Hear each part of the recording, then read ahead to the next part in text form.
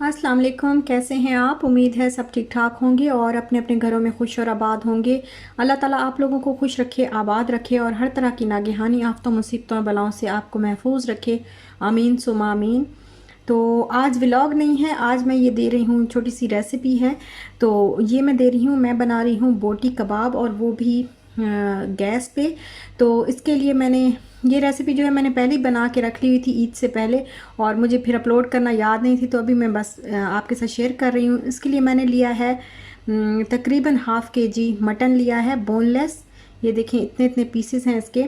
और इसके बाद मैंने लिया है 2 टेबलस्पून भर के योगर्ट लिया, जिसमें पानी नहीं है, ड्राई ड्राई योगर्ट है। और 2 टेबलस्पून भर के ही मैंने लिया है पपाया, कच्चा कच्चा पपीता जो है उसका पेस्ट लिया है। 2 टेबलस्पून जिंजर गार्लिक पेस्ट लिया है। और मसालों में जो चीज़ें ली हैं उसमें मैंने 1 टीस्पून खुश्क धनिया लिया है, इसको दरदरा सा मैंने पीस लिया है। और 1 टीस्पून मैंने लिया है मीट मसाला, 1 टीस्पून ही लिया है रेड चिली मसाला, रेड चिली पाउडर।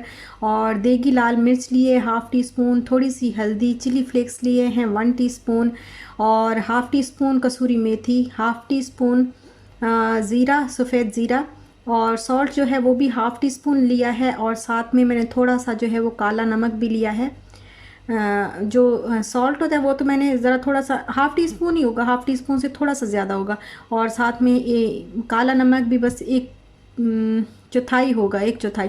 तो अब ये जो सारे मसाले हैं ये मैंने इसके अंदर, गोश्त के अंदर जो है वो मैंने डाल दिए हैं। और इसको मैं हाथ की मदद से अच्छी तरह जो है वो गोश्त के साथ मिक्स कर दूंगी। और फिर इसको एक रात के लिए मैंने मैरिनेट करने के लिए रख दिया था।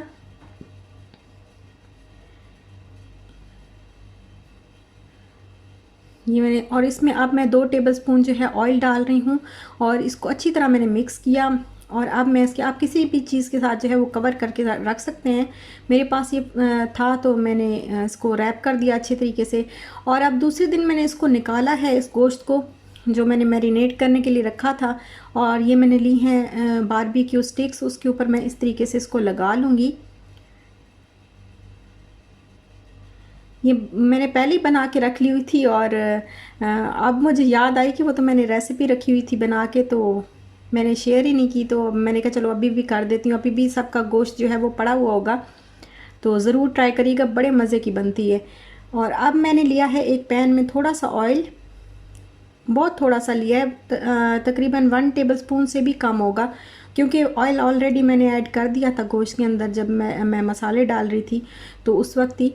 तो अब इसको अच्छी तरह मैंने पैन के अंदर फैला के, जो मैंने कबाब बनाए हैं, जो गोश्त की जो बोटियां थी, वो मैं अब इस तरीके से इसके अंदर रख दूँगी और इसको दोनों साइडों से पकाएंगे।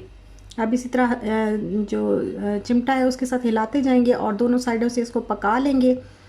और फिर मैं इसको तकरीबन 5 से 10 मिनट के लिए ढक के भी पकाऊंगी। वैसे तो ये अच्छी तरह गल जाता है, बड़ा मज़े का गलता है, क्योंकि इसमें कच्चा पपीता होता है।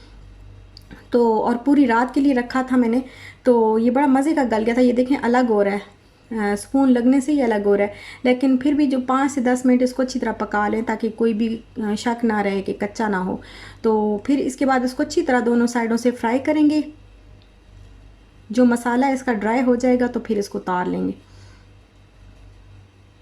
और ये देखें, ये मैंने इसको पका लिया और ये बड़े मज़े का गल गया था और बड़े मज़े का जो है वो बना था, बहुत अच्छा टेस्ट आया था। आप ज़रूर ट्राई करिएगा और इंशाल्लाह व्लॉग आएगा कल। तो आप दीजिए मुझे इजाज़त, अपना ख्याल रखिएगा, अपने प्यारों का भी ख्याल रखिएगा। इंशाल्लाह फिर मिलते हैं नेक्स्ट व्लॉग के साथ, तब तक के लिए अल्लाह हाफिज़।